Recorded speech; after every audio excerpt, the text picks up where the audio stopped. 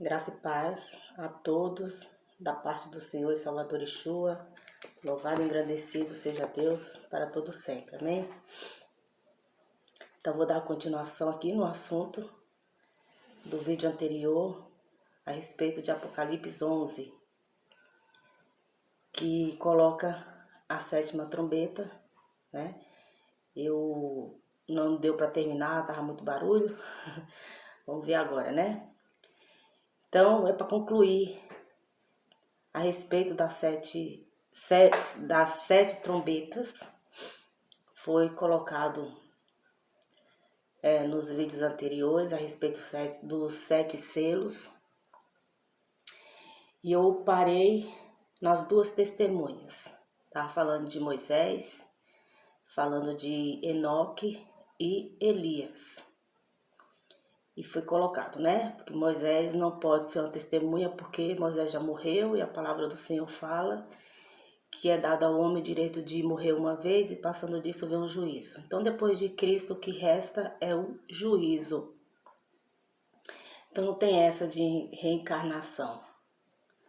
Aconteceu algo extraordinário, pode-se colocar aí antes da ressurreição dele, que foi o Elias, que em espírito veio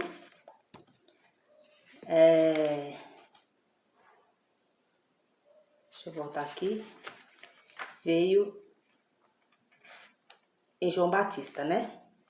E aqui no livro de Malaquias, já havia sido profetizado que ele viria.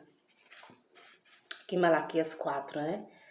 Que diz, então, que o Criador continue dando discernimento de tudo que for colocado aqui, seja pela orientação do Espírito, que o objetivo do canal é trazer entendimento da letra de modo espiritual, que é o que de fato nos edifica, amém? Então aqui Malaquias 4 vai dizer, pois certamente vem o dia, ardente como uma fornalha, todos os arrogantes e todos os malfeitores serão como palha. E aquele dia que está chegando ateará fogo neles, diz o Senhor dos Exércitos. Não sobrará raiz ou galho algum, mas para vocês que reverenciam o meu nome, o sol da justiça se levantará, trazendo cura em suas asas, e vocês sairão e saltarão como bezerros soltos do curral. Depois esmagarão os ímpios que serão como pó sobre as solas dos seus pés.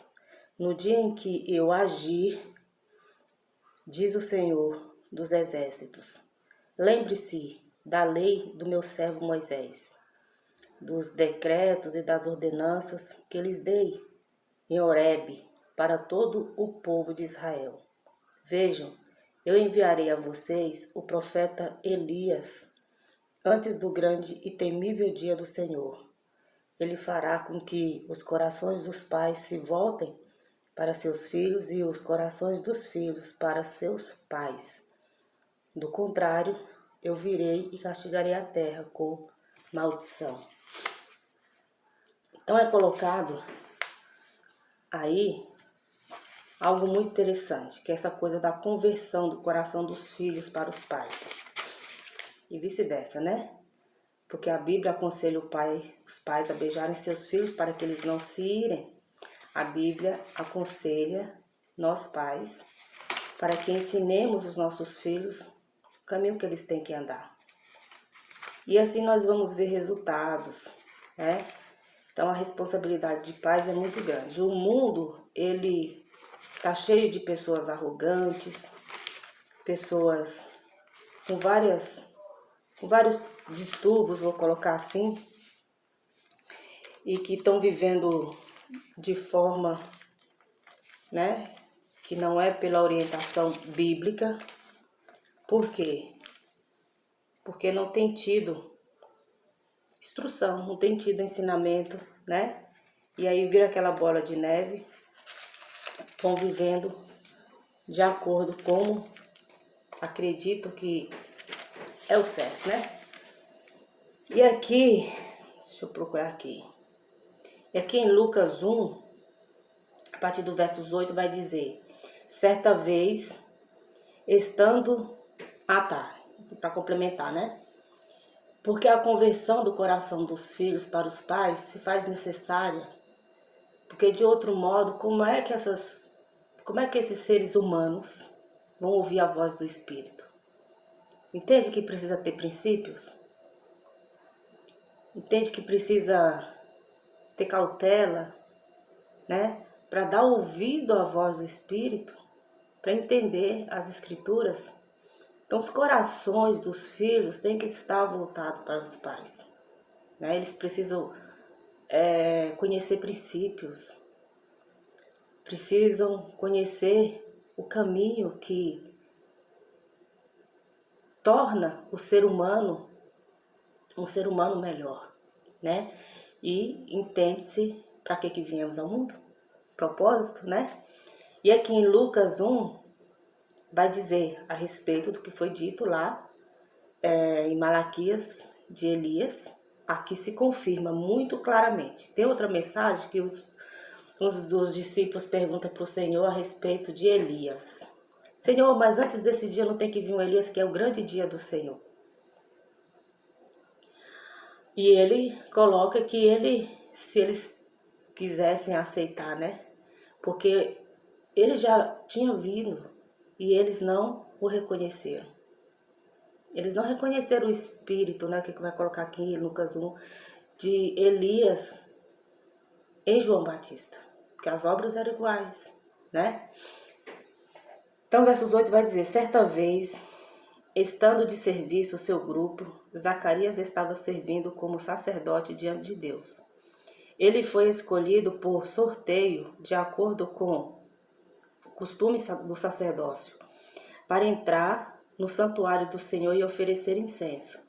Chegando a hora de oferecer incenso, o povo todo estava orando do lado de fora, orando do lado de fora, não era dentro do templo, era do lado de fora. Então um anjo do Senhor apareceu a Zacarias à direita do altar do incenso. Quando Zacarias o viu, perturbou-se e foi dominado pelo medo. Mas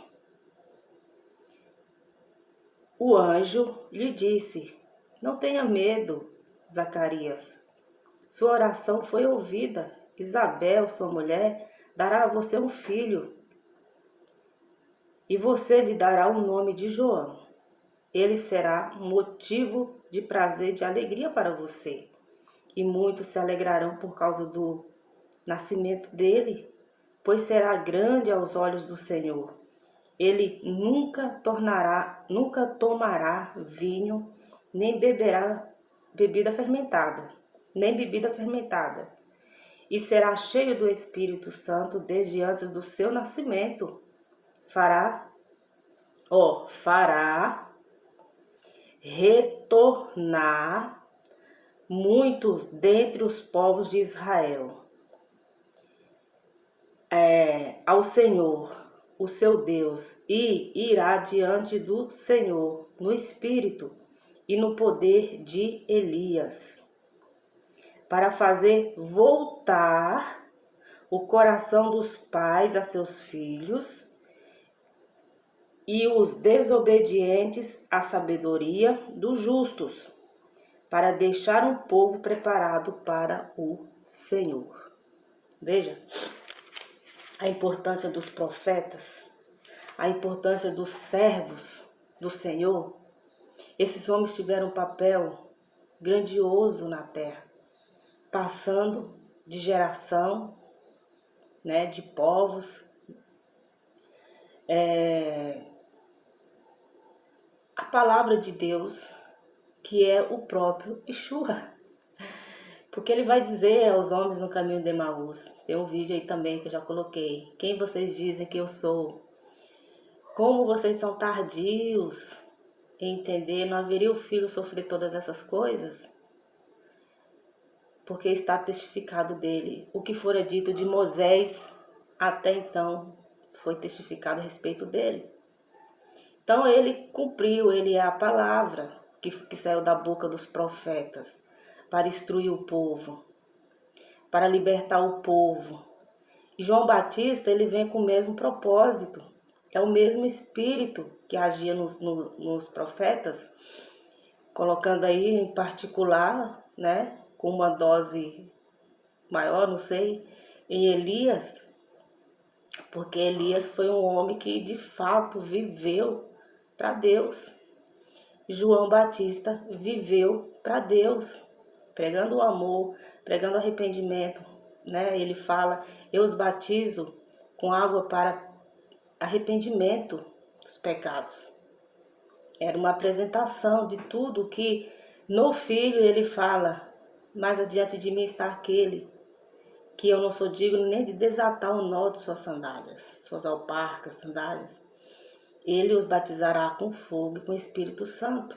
João Batista está colocando lá atrás, ó pessoal, colocando na linguagem atual hoje e para a geração de hoje, né? Aquele que é mais digno do que eu virá, ele trará um novo tempo. Um tempo que vocês terão o auxílio do Espírito Santo para entender todas as coisas, onde o tratamento vai ser individual, porém o Senhor se alegra na coletividade desde que estejam em comum acordo.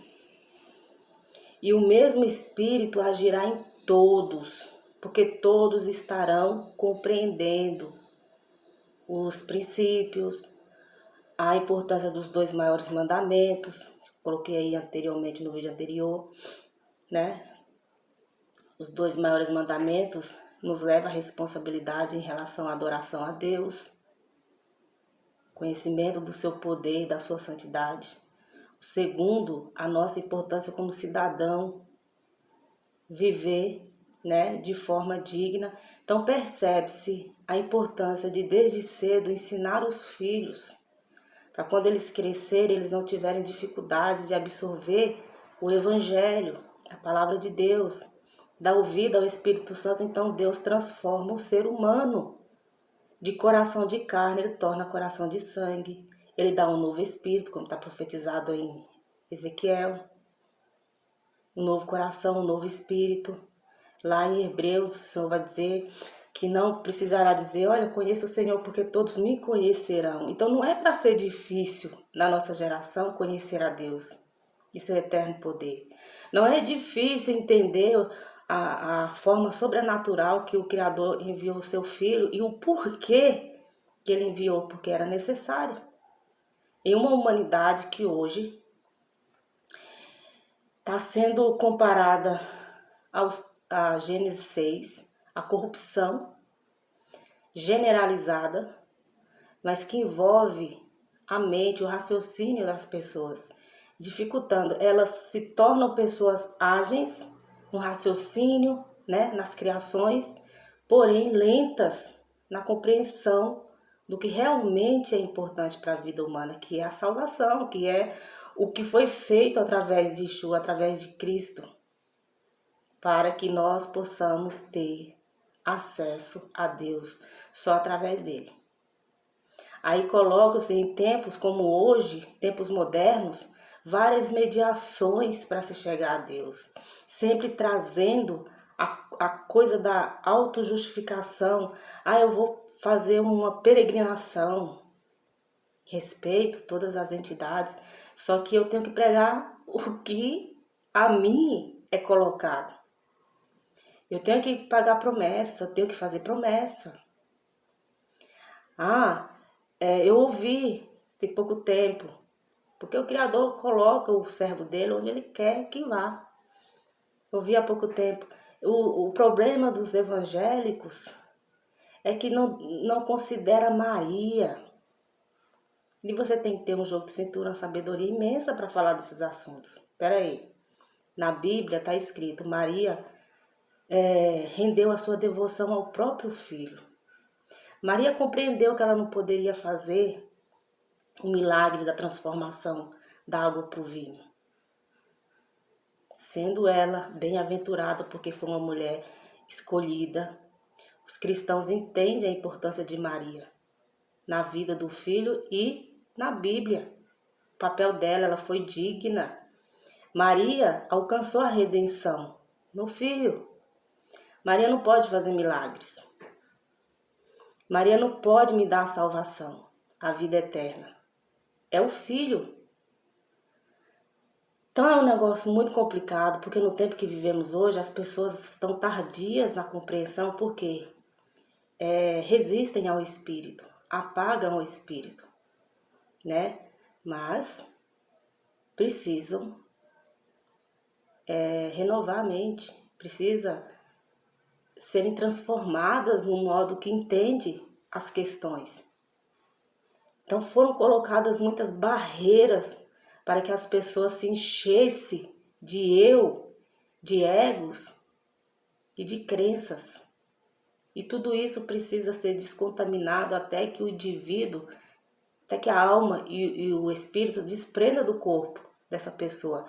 Caso contrário, ela vai morrer endividada, por não atribuir ao Filho a sua salvação, a sua redenção, a sua justificação.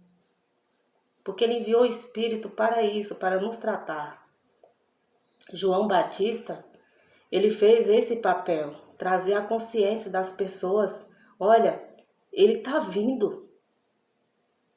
Vocês precisam compreender. Vocês precisam dar ouvido a ele. Tanto que quando João Batista tem a certeza absoluta que é ele descansa. Cumpriu o papel. João Batista cumpriu o papel. Então João Batista fez coisas grandiosas escritas aqui na Bíblia e nem por isso se dão a devoção a João Batista. Porque ele cumpriu o papel dele. A devoção é ao Filho. Lendo as cartas de João você vai ver, né? Então que o Criador ilumine, porque o assunto de Apocalipse, ele leva a essas questões. Para que a gente estudemos e vamos nos atentar. Existem pessoas super iluminadas que ainda creem de forma equivocada. Eu sou dona da verdade? Não, a palavra é a verdade. O Espírito é a verdade, né? E restou aqui Enoque. Não há registro de morte de Enoque, pelo menos na Bíblia. Então, eu falei que há duas maneiras de se entender. O Senhor pode levantar Enoque e um outro profeta nesses tempos? Ou será que existe registro de que Enoque veio e nós não conhecemos? Não sei. O que eu sei é que o Evangelho é a testemunha. Então pode ser Enoque e pode ser a igreja. Pode se levantar um Enoque aí, mas eu não acho necessidade, gente, da gente partir para esse lado, entendendo que já foi tudo concluído em Cristo. Isso seria desconsiderar o poder do Filho, o poder do Evangelho. Enoque viria a fazer o quê? Se não propagar o que já foi colocado pelo Filho. Então, vamos partir para esse lado. E um outro modo que se entende agora, eu vou colocar a questão dos evangelistas, a questão das testemunhas que somos nós cristãos. Amém? E o Evangelho. Porque o Evangelho é a grande testemunha, né? O grande testemunho.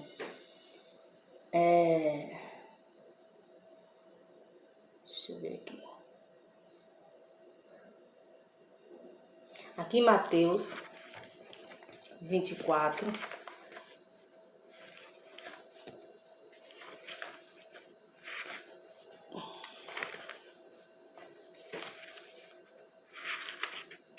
Mateus 24.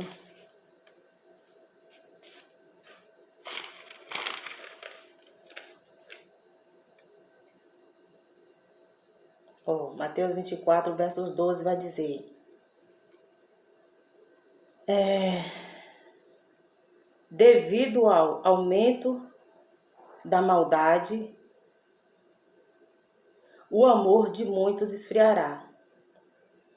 Mas aquele que perseverar até o fim será salvo. E este evangelho do reino será pregado em todo o mundo, como testemunho a todas as nações, e então virá o fim.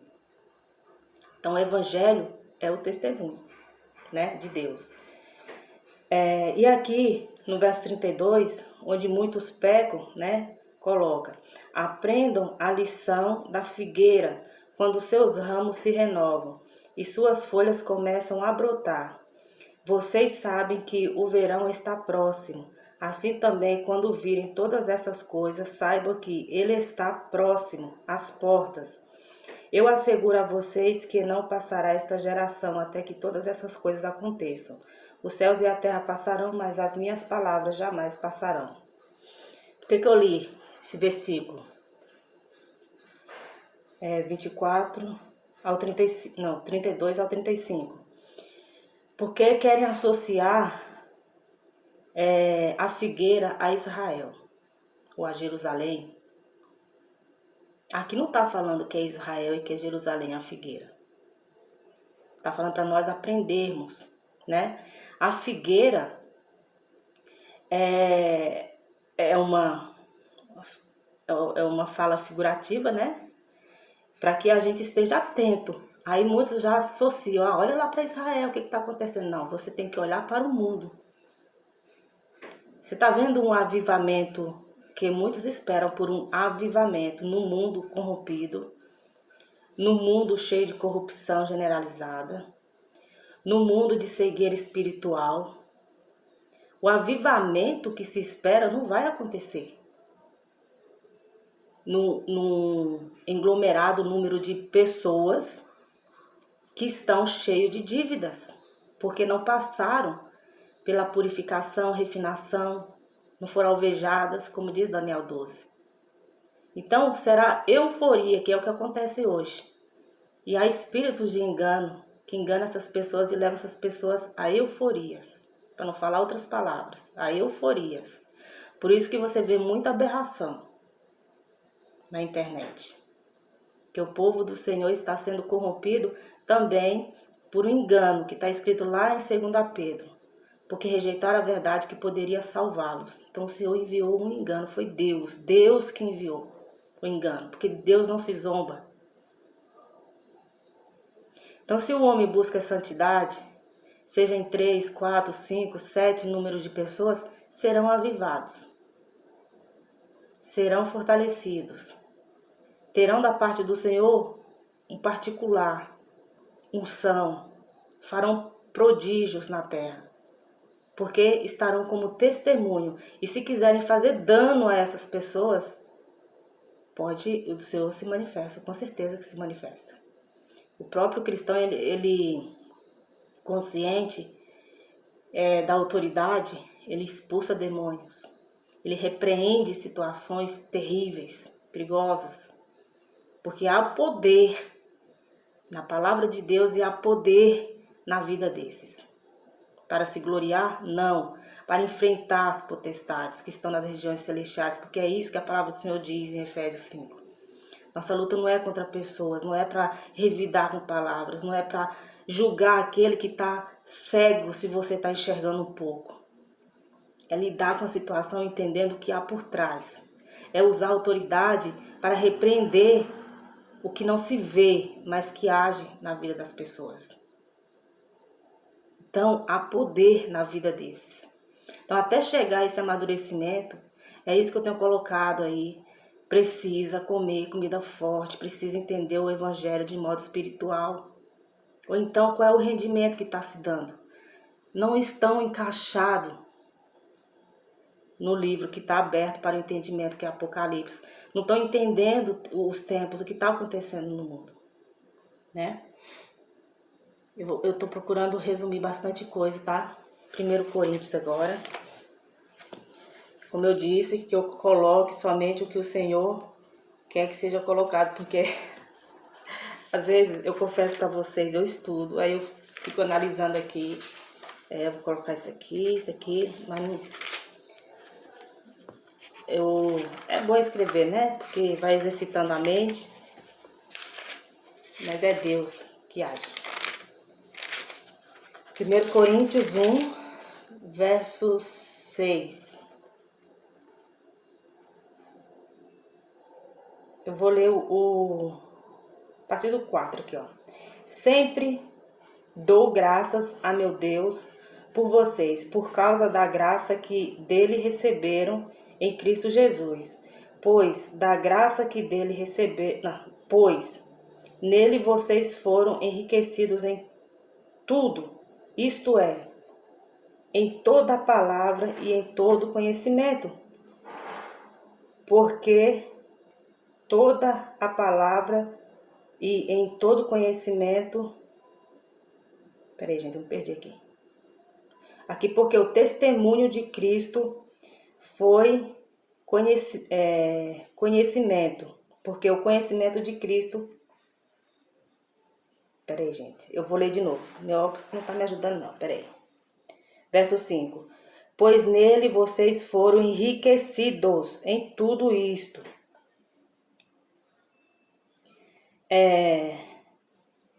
Isto é, nele vocês foram em toda a palavra e em todo conhecimento. Porque o testemunho de Cristo foi confirmado entre vocês, de modo que não falta a vocês nenhum dom espiritual, enquanto vocês esperam que o nosso Senhor Jesus Cristo seja revelado. Ele os manterá firmes até o fim, de modo que vocês serão irrepreensíveis no dia de nosso Senhor Jesus Cristo. Fiel é Deus, o qual o chamou à comunhão com seu Filho Jesus Cristo, nosso Senhor. Eu tô aqui refletindo, meu óculos tá meio embaçado, tá ruim pra eu ler aqui. Dá uma limpadinha nele aqui. E eu tô impressionada. Impressionada. Louvado seja Deus. Porque o que eu acabei de colocar tá aqui. Ó, vou ler pausadamente de novo. Sempre dou graças a meu Deus por vocês, por causa da graça que dele receberam em Cristo Jesus. Pois nele vocês foram enriquecidos em tudo, isto é, em toda palavra e em todo conhecimento, porque o testemunho de Cristo foi confirmado entre vocês, de modo que não falta a vocês nenhum dom espiritual, enquanto vocês esperam que o nosso Senhor Jesus Cristo seja revelado. Até aqui. Então, nos foi acrescentado tudo. Isso é o avivamento. Entende? Eu estou emocionada aqui.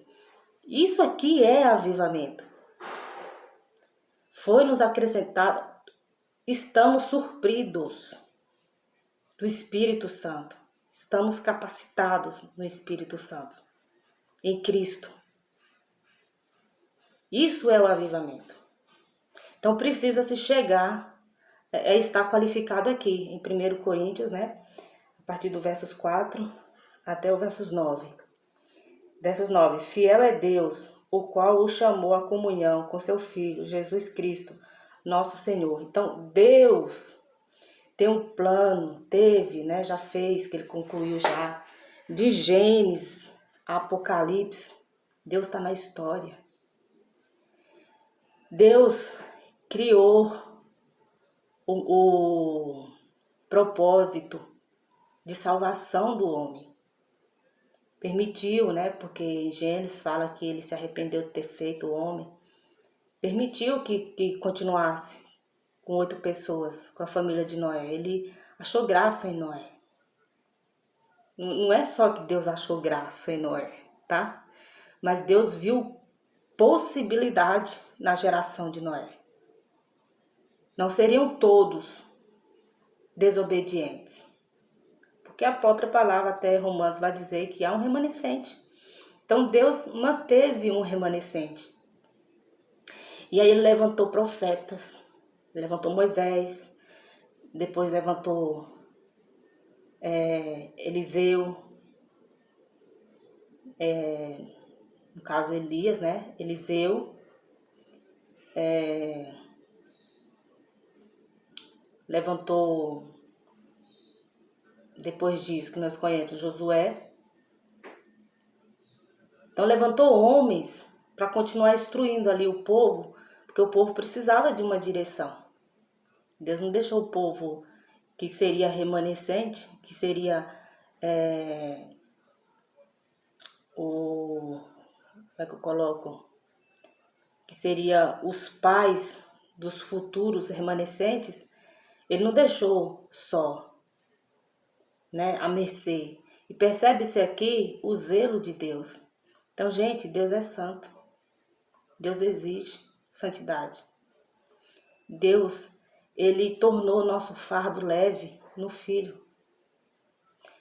O peso, o nosso peso como ser humano diante de Deus é tão grande, mas tão grande, que nós mesmos não conseguimos suportar se tivermos consciência. Quando começamos a ter a consciência.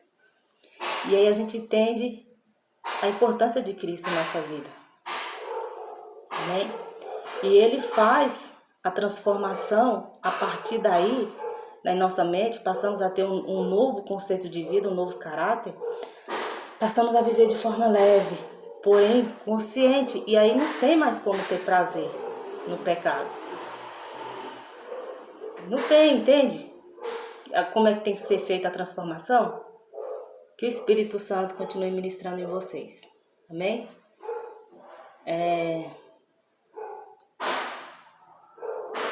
Vou ler 2 Timóteo para finalizar.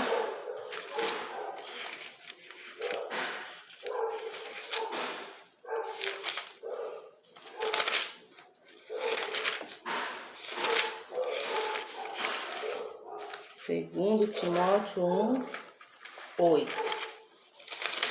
Muito versículo, capítulo 1, tá vendo? Coincidindo, né? 2 Timóteo 1:8. Eu vou ler até o 13. Vai dizer: portanto, não me envergonho de testemunhar o Senhor, nem de mim, que sou prisioneiro dele, mas suporte comigo os meus sofrimentos pelo Evangelho, segundo o poder de Deus, que nos salvou e nos chamou com uma santa vocação, não em virtude das obras, mas por causa da sua própria determinação e graça. Essa graça nos foi dada em Cristo Jesus, desde os tempos eternos, sendo agora revelada pela manifestação de nosso Salvador, Cristo Jesus. Ele tornou inoperante a morte e trouxe à luz a vida e a imortalidade por meio do Evangelho. Desse Evangelho fui constituído pregador, apóstolo e mestre. Por essa causa também sofro, mas não me envergonho, porque sei em quem tenho crido. E estou bem certo de que Ele é poderoso para guardar o que lhe confiei até aquele dia. Retenha com fé e amor em Cristo Jesus o modelo da sã doutrina que vocês ouviram de mim. Então, o apóstolo sempre vai engrandecer a Cristo e o Evangelho, porque ele sabe o efeito que causa na vida do ser humano, e nós precisamos estar em comum acordo com o apóstolo, com a mente dele. Ele foi um homem muito esclarecido, teve a mente de Cristo, como diz lá em 1 Coríntios, que temos a mente de Cristo.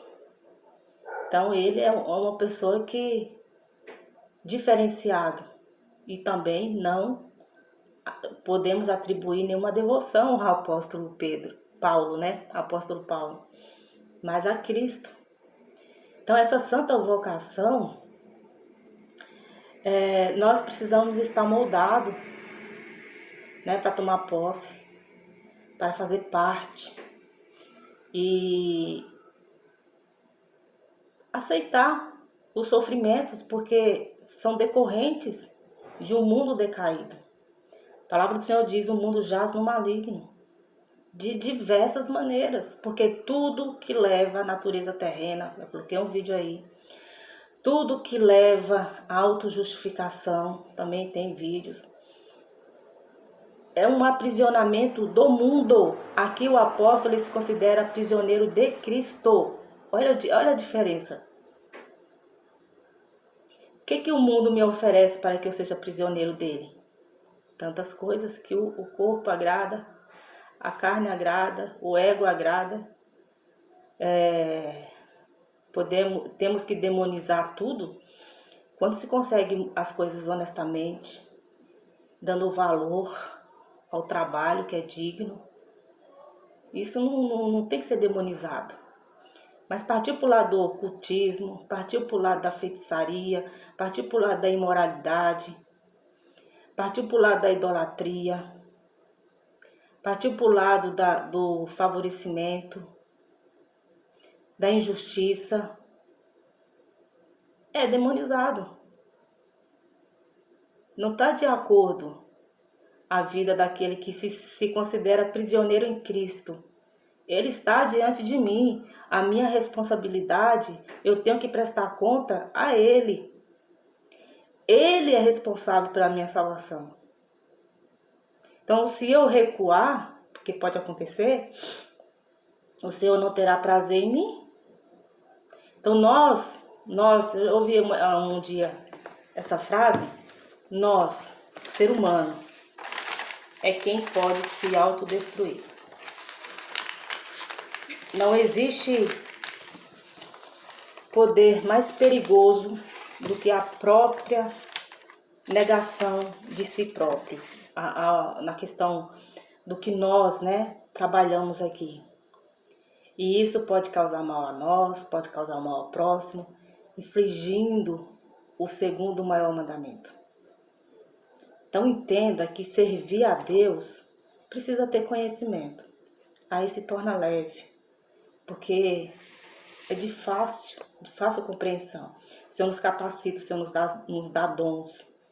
O Senhor nos supre daquilo que nós precisamos para viver aí, né? O mundo.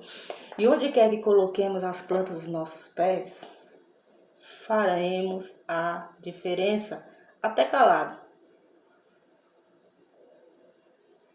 Porque o mundo está numa velocidade estranha.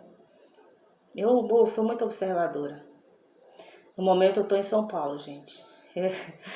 Vocês devem ter percebido aí, né? Estou em São Paulo. Estava na Bahia, agora estou em São Paulo. E pode acontecer de eu voltar para a Bahia. É assim, estou no Brasil, né? O Brasil é de Deus. Estou aqui em São Paulo, onde eu vivi por 24 anos. E São Paulo é a maior capital do Brasil.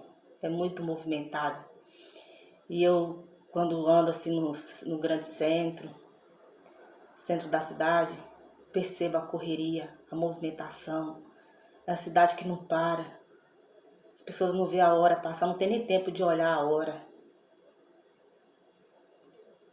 E aí, em uma situação, um momento que Deus quer que você faça a diferença, em silêncio, o Senhor fala. Então, Deus ama o ser humano. Deus quer libertar as pessoas. E equivoquem-se, achando que Deus só está na vida daqueles que são humildes de aparência ou humildes de poder aquisitivo. Deus está em pessoas com grande poder aquisitivo. Deus age o tempo todo. Se é para prover, se é para ensinar, Deus usa pessoas. Então, vamos dar importância para o que realmente tem importância, que é o Evangelho, que é o poder de Deus. Eu entendo essas duas testemunhas como povo de Deus. Esse povo, segundo 1 Coríntios, tá? Capítulo 8, né? O capítulo 1. Deixa eu colocar de novo. Pra não falar errado, né? Segundo, e é bom que vocês meditem.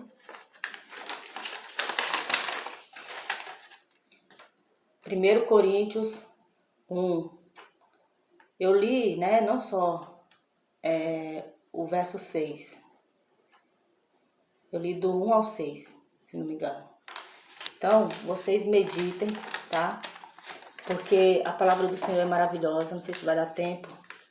Deixa eu ler aqui rapidinho, aqui em Efésios 4, do 11 ao 13, diz: Ele designou alguns para apóstolos, outros para profetas, outros evangelistas e outros para pastores e mestres, com o fim de preparar os santos para a obra do ministério, para que o corpo de Cristo seja edificado, até que todos alcancemos a unidade da fé e do conhecimento do Filho de Deus, e cheguemos à maturidade, atingindo a medida da plenitude de Cristo. Olha que coisa linda, gente. Que tremendo, né? Então, esses cargos, vou colocar aqui como cargos, né? Deus, Cristo, institui, né? Evangelistas, pastores, mestres, apóstolos, profetas, porque profeta, esse dom de profecia, né? Os profetas duraram até João, os profetas, aquele é profeta. Os profetas aqui é professar, é falar a mensagem, é o que já está escrito, a Bíblia, professar, falar da palavra de Deus. Deus não vai levantar um aí e dizer, vai acontecer isso, puf. Tá tudo profetizado já aqui. Se fala algo é porque já leu, já conhece, tá na Bíblia. Pastores e mestres. Só que é tanta gente com cargos, mas poucas pessoas de fato estão de acordo aí. Vamos colocar aí a grande empresa de Deus. Estão exercendo o trabalho em conformidade como ele quer, porque aqui está muito claro qual é o propósito disso daí, né? Preparar os santos para a obra do ministério, para que o corpo de Cristo seja edificado. Esse é o objetivo. Seja qual for o dom, está preparando o povo para ser edificado, para se tornar um só corpo em Cristo, está no Evangelho, né? Lá fala claramente desse corpo de Cristo, cujo ele é a cabeça. Está preparando o povo, né? Povo santo, povo que de fato está dando ouvido. O povo está antenado aos tempos, está atento. Então é uma unidade, é um povo unido em um só espírito, fazendo a vontade de Cristo, Yeshua, seguindo o ministério com uma santa vocação, como tem que ser. Os objetivos hoje são esses. O que nós vemos na televisão brasileira ou de outros países é isso. O Espírito que está em nós testificamos se tal pregador está de acordo. Porque nós conhecemos a árvore pelos seus frutos. Quais são os objetivos no mundo hoje que vivemos? Onde é tanto desejo de ganho e de lucro. A internet aqui, o YouTube, é o grande exemplo. Será que esse vídeo vai ser publicado? Tanta coisa imoral é publicado, mas será que esse vídeo vai ser publicado? Tomara a Deus que sim. Esse é o mundo que vivemos. As pessoas estão aprisionadas nele. Em todas as classes. estão aprisionadas, mas existe um grande número, louvado seja Deus, e nos alegremos nisso, que estão fazendo a diferença. Não através de placa, não através de religião, mas simplesmente por ouvirem a voz de Deus. Leem, buscam conhecimento, são pessoas atentas, como é que coloca? Atentas, né? Ao mundo e o que diz a palavra de Deus. Não negam a palavra. E Deus ministra nessas pessoas. Essas pessoas não estão na televisão brasileira, não estão na TV do mundo, mas estão fazendo a vontade de Deus. Então, naquele grande dia, haverá o juízo e todos estarão diante do Senhor. Não percamos a oportunidade de fazer parte dessa santa vocação, estar unido em um único Espírito, entendendo o ministério do apóstolo Paulo, que é o nosso também, de divulgar o Evangelho, que é o poder de Deus, essa grande testemunha. Quem é que vai poder ir contra o Evangelho naquele grande dia? Todos podem se gloriar. Senhor, eu fiz isso, eu fiz aquilo. Todos podem se justificar, mas Senhor, afaste-vos de mim, que eu não vos conheço. Está escrito no Evangelho. Ninguém vai ser justificado pelas suas obras, porque ela passará pelo fogo, vai ser aprovada. O Evangelho é a grande testemunha, entenderam? Eu espero que tenha ficado bem claro. Para mim, isso tem ficado claro já faz algum tempo, e eu não posso guardar para mim. Por isso que eu estou colocando minha cara aqui, porque dentro dos templos religiosos, esse Evangelho não pode ser pregado. O Senhor não me deu orientação para reunir com pessoas, porque são assuntos dificultosos de entender. Mas o Senhor tem me colocado nos caminhos certos para fazer a vontade dEle. E eu não estou aqui para me vangloriar e nem para ganhar dinheiro por conta do Evangelho. Se uma alma, 2 almas, né, vale mais do que um estádio inteiro aprisionado no mundo. Então, louvado seja Deus por tudo, amém? Que o amor e a graça de Deus permaneça entre nós. E que você que está aí do outro lado seja mais um